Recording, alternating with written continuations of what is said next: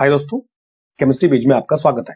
आज एक और जेईई मेन क्वेश्चन पेपर का एनालिसिस, और ये जो पेपर हुआ था ये 11 जनवरी को हुआ था मॉर्निंग की शिफ्ट में। तो चलिए दोस्तों, आज मैं इसमें केमिस्ट्री के सेक्शन को इंक्लूड करूंगा और इसमें कुछ नए क्वेश्चन आएंगे और कुछ नए कॉन्सेप्ट मैं आपको बताने वाला हूं कि किस तरह से हम क्वेश्चन पेपर को सॉल्व करते हैं। तो चलिए दोस्तों शुरू करते हैं। पहला क्वेश्चन है, इसमें आइटम फर्स्ट और आइटम सेकंड को मैच करना है। आइटम फर्स्ट में कुछ ड्रग्स के नाम दिए जैसे नॉरथिंड्रोन, ओफ्लॉक्सासिन एंड इक्वेनिल। अब आपको ये बताना है कि इन ड्रग्स का फंक्शन क्या होता है। देखिए दोस्तों, जो नॉरथिंड्रोन है ये एक हार्मोन है और ये एंटी फर्टिलिटी में काम आता है। तो ए का हो गया क्यू। ओफ्लॉक्सासिन एक एंटीबायोटिक है और बैक्टीरिया की ग्रोथ को कम करती है, तो बी का हो गया पी। और जो इक्वेनिल है ये दोस्तों एंटी हाइपरटेंसिव ड्रग है, एंजाइटी में काम आती है और साथ में हाइपरटेंशन में भी काम आती है। तो इस क्वेश्चन का आंसर हो जाएगा फर्स्ट। नेक्स्ट क्वेश्चन है, ये कुछ मेटल्स दिए हैं कॉलम 1 में और ये मेटल कुछ कोऑर्डिनेट कंपाउंड या एंजाइम का पार्ट होते हैं। तो आपको मैच करना है कि कौन सा मेटल किस केमिकल का पार्ट है। तो देखिए दोस्तों, सबसे पहले बात करते हैं कोबाल्ट। आपको मालूम है कोबाल्ट जो है विटामिन B12 का पार्ट होता है, इसीलिए इसे हम साइनो कोबालामाइन बोलते हैं। तो ए का आ जाएगा थर्ड। जिंक है, जिंक कार्बोनिक एनहाइड्राइड एक एंजाइम होता है, उसका पार्ट होता है RH। रोडियम एक कैटलिस्ट होता है जिसका नाम है विल्किंसन कैटलिस्ट, ये इसका पार्ट होता है और Mg क्लोरोफिल में प्रेजेंट होता है। तो इस हिसाब से अगर देखा जाए तो आंसर हो जाएगा 2। तो अब देखिए दोस्तों, थोड़ा सा मैं आपको ये बता दूं कि विल्किंसन कैटलिस्ट का फॉर्मूला क्या होता है। विल्किंसन कैटलिस्ट का फॉर्मूला होता है RHCl और ब्रैकेट में आता है PPH3 का होल थ्राइस। तो ये एक विल्किंसन कैटलिस्ट है जो कि एक कोऑर्डिनेट कंपाउंड बनाता है और इसका नाम है क्लोरिडोट्रिस रोडियम, क्योंकि इसमें RH मेटल होता है। तो ये आपको थोड़ा सा एक्स्ट्रा जानकारी होनी चाहिए। नेक्स्ट क्वेश्चन है, इसमें पूछा है कि इनमें से कौन से कंपाउंड एरोमेटिक नहीं है। तो सबसे पहले बात करते हैं कि एरोमेटिक कंपाउंड क्या होते हैं। देखिए दोस्तों, सबसे पहला कंसेप्ट ये कि एरोमेटिक के लिए रिंग में प्रेजेंट हर कोई कार्बन sp2 होना चाहिए, लेकिन अगर हम डी की बात करें तो डी में ये वाला कार्बन sp3 है, यानी डी एरोमेटिक नहीं होगा। अब अगर हम ए, बी और सी की बात करें तो सब में sp2 कार्बन प्रेजेंट है, लेकिन यहां पर हम दूसरा कॉन्सेप्ट इस्तेमाल करेंगे, हकेल रूल। हकेल रूल के अकॉर्डिंग रिंग के पास 4n+2 पाई इलेक्ट्रॉन होने चाहिए। तो देखिए दोस्तों, जब एक रिंग होती है तो टोटल नंबर ऑफ इलेक्ट्रॉन होते हैं 6 पाई। तो अब देख लेते हैं सी की अगर हम बात करें तो सी में 2, 2, 4, 2, 6 और 2 8 पाई इलेक्ट्रॉन आ रहे हैं, इसका मतलब ये भी एरोमेटिक नहीं होगा। बी की बात करें तो 2 डबल बॉन्ड है और एक पॉजिटिव चार्ज है, इसका मतलब इसमें 4 पाई इलेक्ट्रॉन है, तो ये भी एरोमेटिक नहीं होगा।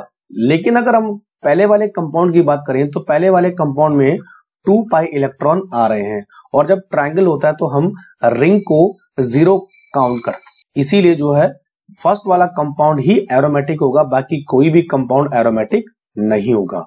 तो आंसर आ जाएगा सेकंड। बी, सी, डी तीनों ही नॉन एरोमेटिक कंपाउंड है। नेक्स्ट स्लाइड में 3 क्वेश्चन है, तो पहले हम बात करते हैं क्वेश्चन नंबर 8। इसमें देखिए दोस्तों, पूछा है कि इनमें से कौन सा हाइड्रोक्साइड एम्फोटेरिक नेचर का होगा।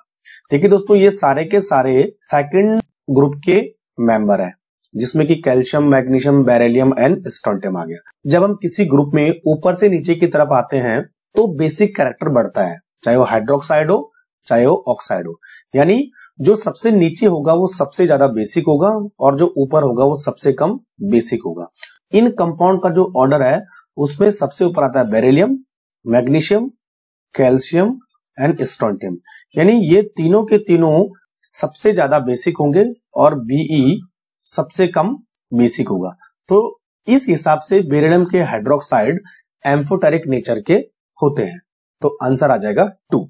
नेक्स्ट क्वेश्चन है क्वेश्चन नंबर 9। इसमें यह पूछा है कि कोल्ड वाटर में डिसॉल्व ऑक्सीजन की कंसंट्रेशन कहां तक हो सकती है। तो ये डायरेक्ट क्वेश्चन है तो आपको ये थोड़ा सा पता होना चाहिए, इसमें कोई लॉजिक नहीं है। तो इसका आंसर आता है फर्स्ट 10 ppm। नेक्स्ट हम बात करते हैं क्वेश्चन नंबर 13। इसमें ये पूछा कि NaH किस टाइप का हाइड्राइड है, मेटेलिक हाइड्राइड है, इलेक्ट्रॉन रिच हाइड्राइड है, मॉलिक्यूलर हाइड्राइड है या सैलाइन हाइड्राइड है। तो इसका जवाब है दोस्तों NaH is a type of saline hydride, क्योंकि NaH किस टाइप के कंपाउंड बनाता है, सैलाइन टाइप के कंपाउंड बनाता है। नेक्स्ट स्लाइड में दो क्वेश्चन है, क्वेश्चन नंबर 15 एंड 16। तो पहले बात करते हैं क्वेश्चन नंबर 15। अच्छा, इसमें पूछा है कि अगर इनमें से कंपाउंड का अगर हम ड्यूमास मेथड से एस्टिमेशन करते हैं तो कौन सा compound 6 mole CO2, 4 mole H2O and 1 mole nitrogen gas देगा। तो अब देखिए दोस्तों, अगर 6 मोल CO2 बन रहा है तो इसका मतलब उसमें 6 कार्बन होने चाहिए। तो ऑप्शन 2 और 3 पॉसिबल नहीं है, क्योंकि इनमें कार्बन 6 से ज्यादा है। तो इसमें 12 मोल CO2 बनेंगे जब हम इसको ट्रीट करेंगे। तो ऑप्शन फर्स्ट और फोर्थ में से आंसर हो सकता है। अगर हम बात करें नाइट्रोजन की, तो देखिए दोस्तों, इनमें से नाइट्रोजन का 1 मोल इवॉल्व होगा, इसका मतलब उसमें कितने नाइट्रोजन होने चाहिए, 2 नाइट्रोजन होने चाहिए। तो अगर फोर्थ और फर्स्ट की बात करें तो फर्स्ट वाले कंपाउंड में 2 नाइट्रोजन आ रहे हैं, फर्स्ट वाला ही कंपाउंड ये सारी कंडीशन को फुलफिल करेगा। तो आंसर हो जाएगा फर्स्ट। Next question number 16। इसमें पूछा है कि परऑक्सी एसिटाइल नाइट्रेट एक आई इरिटेंट है और ये किस तरह की कंडीशन में प्रोड्यूस होता है। तो ये भी एक एनवायरमेंटल केमिस्ट्री का क्वेश्चन है। तो देखिए दोस्तों, जो समर होता है उसमें एक तरह का स्मॉग प्रोड्यूस होता है जिसका नाम है फोटोकेमिकल स्मॉग, और फोटोकेमिकल स्मॉग में पेन एक इंपॉर्टेंट केमिकल प्रोड्यूस होता है ओजोन, नाइट्रोजन, इनकी मदद से। तो आंसर हो जाएगा फोटोकेमिकल स्मॉग। नेक्स्ट स्लाइड में भी दो क्वेश्चन है, क्वेश्चन नंबर 17, क्वेश्चन नंबर 19। तो पहले बात करते हैं क्वेश्चन नंबर 17। अब इसमें पूछा है कि इनमें से कौन सा क्लोराइड हाइड्रोलाइज नहीं हो सकता है। अब देखिए दोस्तों, इसमें से ये सारे के सारे कार्बन फैमिली के मेंबर है, कार्बन, सिलिकॉन, लेड और टिन। अब इसमें एक कॉन्सेप्ट आता है कि हाइड्रोलाइसिस होने के लिए एक एक्स्ट्रा ऑर्बिटल की जरूरत पड़ेगी, क्योंकि वहां पर जो है मॉलिक्यूल इंसर्ट होंगे। अगर मैं इन सब की बात करूं तो केवल कार्बन के पास d ऑर्बिटल नहीं होता है, और d ऑर्बिटल नहीं होने की वजह से कार्बन टेट्राक्लोराइड हाइड्रोलाइज नहीं होगा। बाकी टिन, लेड और सिलिकॉन, इन सब के पास d ऑर्बिटल होते हैं। तो आंसर आ जाएगा 4। नेक्स्ट क्वेश्चन है क्वेश्चन नंबर 19। इसमें यह पूछा है कि ये एक मिक्सचर है और इसको किस मेथड से आप सेपरेट करेंगे। यानी अगर हम H2 और शुगर का मिक्सचर को सेपरेट करने की कोशिश करेंगे तो कौन सा मेथड अप्लाई करेंगे। तो इसमें सबसे अच्छा एक प्रोसेस होती है जिसका नाम है रिक्रिस्टलाइजेशन, यानी उसको हम ठंडा करते हैं और शुगर के क्रिस्टल बनने लगते हैं। तो पानी और चीनी को सेपरेट करने का सबसे बेस्ट मेथड है रिक्रिस्टलाइजेशन। इनमें से सब्लिमेशन ऑप्शन किसी के पास भी नहीं होगा, क्योंकि कोई भी ऐसा कंपाउंड सब्लिमेशन फिनोमेना नहीं करता है। तो पी तो आने वाला नहीं है, तो इसका मतलब फर्स्ट और सेकंड ऑप्शन में से कोई भी आंसर नहीं होगा। तो ए का आना चाहिए क्यू, तो आंसर हो जाएगा 4। नेक्स्ट क्वेश्चन है, यहाँ पे एक कंपाउंड दे रखा है और ये पूछा है कि ये बारी बारी से H2O निकल और डाइबेल इनके साथ रेट करेगा तो क्या कंपाउंड बन सकते हैं। अब देखिए दोस्तों, सबसे पहले हम H2O और निकल की बात करें तो देखिए दोस्तों, ये कैसे सॉल्व होगा। ये मैंने इस तरह कंपाउंड लिखा है। तो सबसे पहले हम बात करेंगे H2O एंड निकल।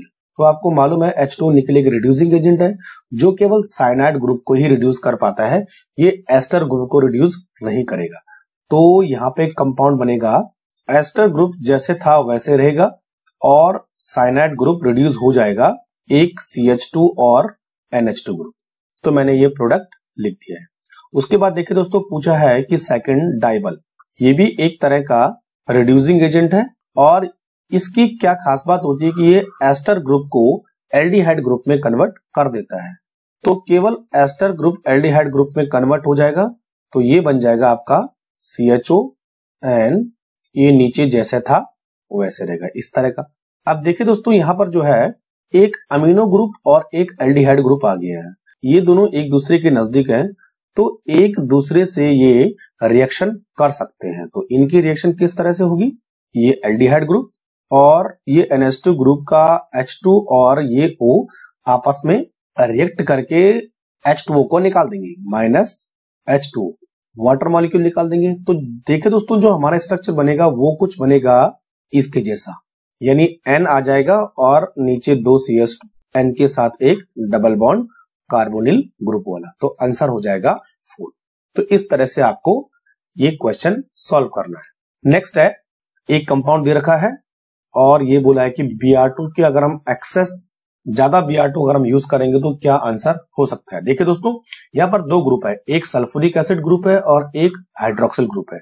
आपको मालूम होना चाहिए कि जब किसी बेंजीन पे 2 ग्रुप इंट्रोड्यूस होते हैं या 2 ग्रुप लगे होते हैं तो रिएक्शन उस ग्रुप के अकॉर्डिंग होगी जो ज्यादा एक्टिवेट होगा। तो इस केस में जो SO3OH ग्रुप है ये एक मेटा डायरेक्टिंग ग्रुप है, जबकि OH ग्रुप एक ortho and para directing group है। इसका मतलब रिएक्शन हाइड्रोक्सिल ग्रुप के अकॉर्डिंग होगी। तो देखिए दोस्तों, हाइड्रोक्सिल ग्रुप क्या करता है, Br को ऑर्थो एंड पैरा पोजीशन पे इंसर्ट कर देगा। तो देखिए दोस्तों, थर्ड ऑप्शन अगर मैं देखूं तो यहाँ पे मेटा पे Br है तो ये ऑप्शन होगा नहीं, एक Br पॉसिबल नहीं है क्योंकि 2 ऑर्थो पोजीशन खाली है। देखिए दोस्तों, यहाँ पर एक है Br2 एक्सेस, लास्ट में जो SO3H ग्रुप है वो भी Br2 के थ्रू रिप्लेस हो जाएगा, तो आंसर आ जाएगा 2। नेक्स्ट क्वेश्चन है, ये पूछा है कि अगर इस तरह का कोई कंपाउंड है और उसका पहले NaNO2 और बाद में पॉलीमराइजेशन होगा तो किस टाइप का पॉलीमर बनने की पॉसिबिलिटी है। अब देखिए दोस्तों, इसको सॉल्व करते हैं।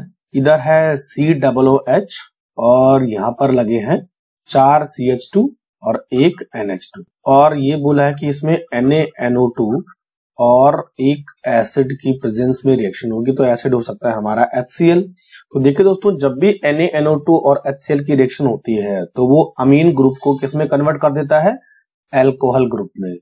तो नया स्ट्रक्चर बनेगा COOH और इधर मैं CH2 4 कर दे रहा हूं क्योंकि बीच में 4 मिथाइल ग्रुप लगे हैं, और इधर आ जाएगा OH, इस तरह का कंपाउंड बन जाएगा।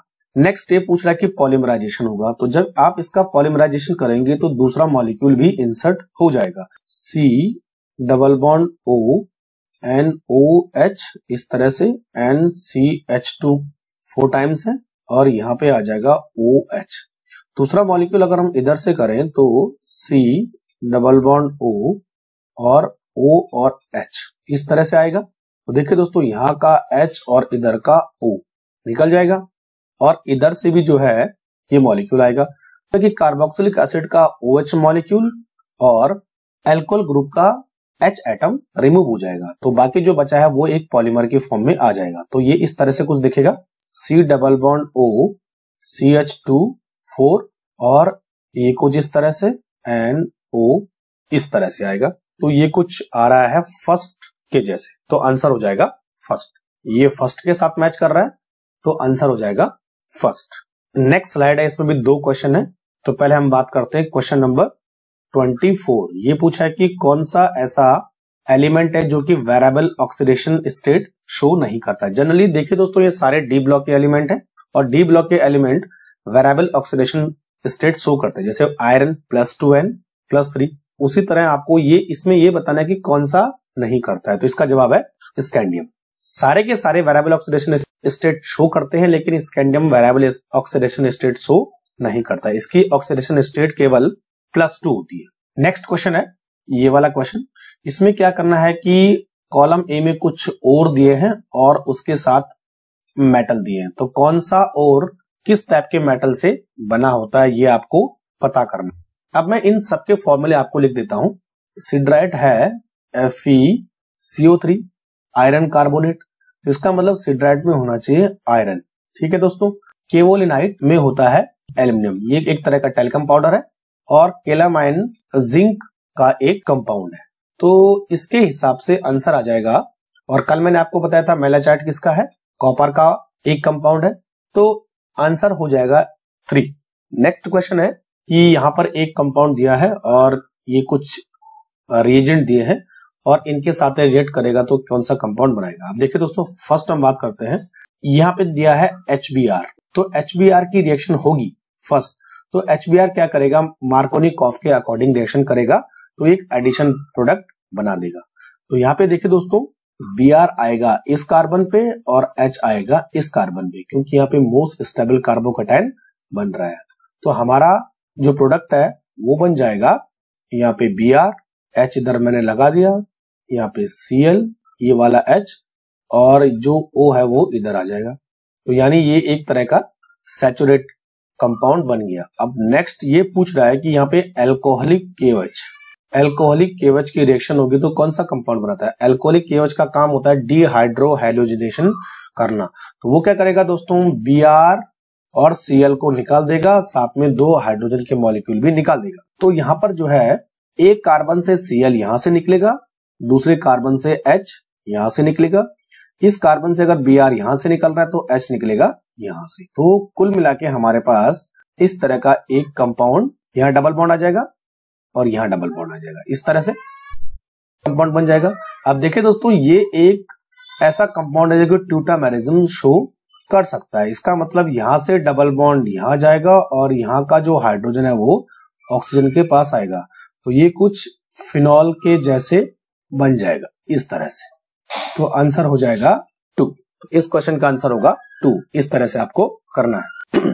नेक्स्ट क्वेश्चन है क्वेश्चन नंबर 28 और ये पूछा कि इनमें से कौन सा बेस पेयर आरएनए में होता है। देखिए दोस्तों, 4 टाइप के बेस पेयर होते हैं, adenine, thymine, guanine and cytosine. ये सारे के सारे जो है डीएनए में होते हैं और आरएनए में जो है थाइमिन के बदले होता है यूरेसिल। तो इसमें adenine, uracil, guanine and cytosine इस तरह के बेस होंगे। तो डीएनए और आरएनए में केवल बेसिक डिफरेंस ये है कि डीएनए में थाइमिन बेस पेयर होता है जबकि आरएनए में यूरेसिल बेस पेयर होता है। तो आपको इसमें यूरेसिल का ही स्ट्रक्चर फाइंड आउट करना है। तो देखिए दोस्तों, यूरेसिल का अगर आपको स्ट्रक्चर आता होगा तो वो है 3rd वाला, बाकी सारे structure thymine, guanine and cytosine के हैं। तो केवल 3rd वाला ही स्ट्रक्चर यूरेसिल का है, तो आंसर हो जाएगा 3। नेक्स्ट क्वेश्चन है क्वेश्चन नंबर 29 और इसमें यह पूछा है कि ये एक कंपाउंड है और इनमें से रिएक्ट करेगा तो कौन सा मेजर प्रोडक्ट बनेगा। तो देखिए दोस्तों, अगर मैं बात करूं तो जो KMnO4 है, KMnO4 का नेचर होता है ऑक्सीडाइजिंग एजेंट। तो KMnO4 क्या करेगा, दोनों ही इस मिथाइल ग्रुप को और इस कीटोन ग्रुप को ऑक्सीडाइज कर देगा कार्बोक्सिलिक एसिड ग्रुप में।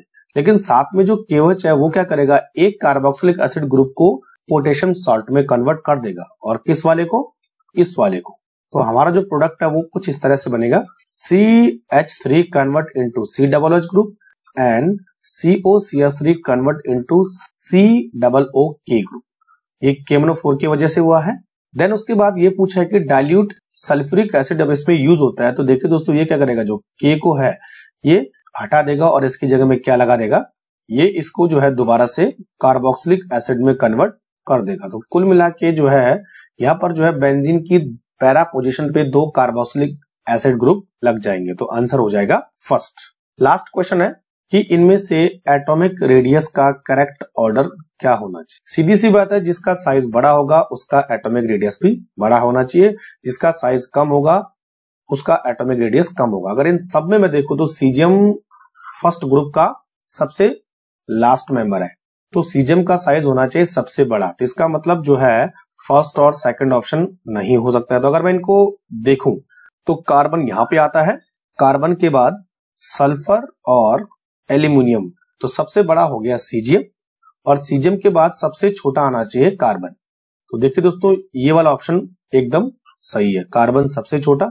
लेकिन अगर मैं सल्फर और एल्यूमिनियम की बात करूं तो सल्फर और एल्यूमिनियम एक ही पीरियड के मेंबर है, यानी 3rd पीरियड के मेंबर है और सल्फर जो है एल्यूमिनियम से राइट हैंड साइड में सिचुएटेड है।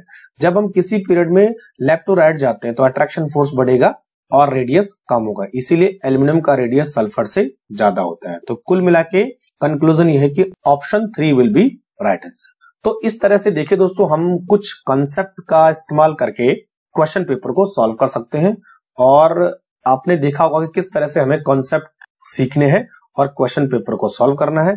अगर आपको ये वीडियो पसंद आया तो इसे लाइक कीजिए, शेयर कीजिए।